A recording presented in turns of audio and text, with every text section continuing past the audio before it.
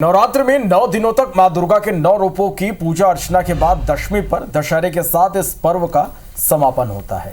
देश भर में नव दुर्गा और दशहरे के पर्व को अलग अलग तरीकों से मनाया जाता है और एक ऐसी ही परंपरा है सिंदूर खेलना। यह बंगालियों की एक प्रमुख परंपरा है जिसे हर साल धूमधाम से मनाया जाता है। बंगाली मान्यताओं के अनुसार दशहरा के अगले दिन सिंदूर खेला की रस्म की जाती है। राजधानी के मेट्रो ग्रीन सोसाइटी में हर वर्ष सिंदूर खेला की परंपरा निभाई जाती है। IBC 24 की टीम इस बार इस आयोजन में शामिल हुई और जाना कि सिंदूर खेला का क्या महत्व होता है। देखिए हमारी सहयोगी रचना नीतीश के साथ।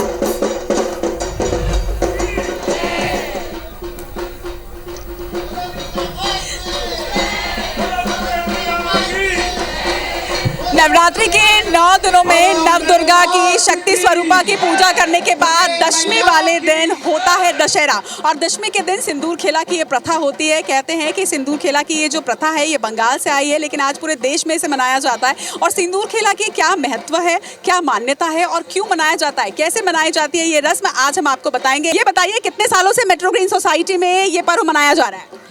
ये चौथा साल है, इसका 4th साल years we are running and बहुत बढ़िया से हम लोग मनाते हैं। सारे लोग मिलके एक साथ मनाते हैं और ये भूल जाते हैं कि ये कहाँ पे मना रहे। हमको लग रहा है ये कलकत्ता है।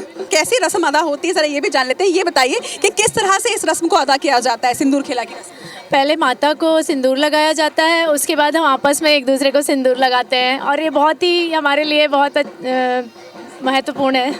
क्या मान्यता होती है सिंदूर खेला की रस्म की?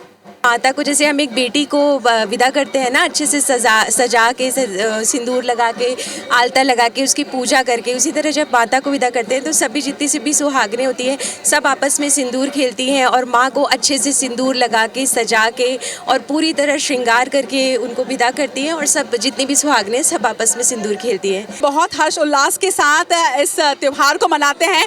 आप ये बताइए कि मेट्रो ग्रीन सोसाइटी में आप लोग इतने अच्छे से इस त्यौहार को मनाते हैं, कैसे तैयारियां करते हैं, किस तरह से पूरा इंतजार करते हैं माता का? सबको शुभ दशहरा। ये हमारी तैयारी ना पिछले 4 महीने से होती है और बहुत मेहनत लगता है, फिर भी इतनी आनंद मिलती है।